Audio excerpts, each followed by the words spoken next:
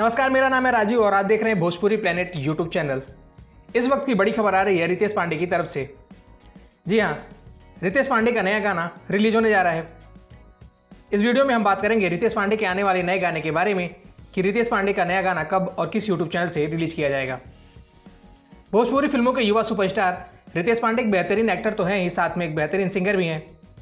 आए दिन रितेश पांडे अपने चाहने वालों के लिए एक से बढ़कर एक धमाकेदार गाना लेकर आते रहते हैं और बहुत जल्द रितेश पांडे अपने चाहने वालों के लिए एक और धमाका करने जा रहे हैं।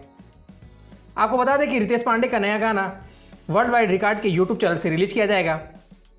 आपको बता दें कि रितेश पांडे के इस गाने का पोस्टर सोशल मीडिया के माध्यम से रिलीज कर दिया गया है, जिसे भोजपुरी दर्शक काफ़ी ज़्यादा पसंद कर रहे हैं। फिलहाल आपको रितेश पांडे के इस गाने का कितना इंतजार है, हमें नीचे कमेंट बॉक्स में कमेंट करके ज़रूर बताएं। आपको बता दें कि रितेश पांडे के इस गाने का बोल है मेला में झमेला, जिसको आवाज़ दिया है रितेश पांडे ने और इस गाने में उनका साथ निभा रही हैं प्रियंका सिंह।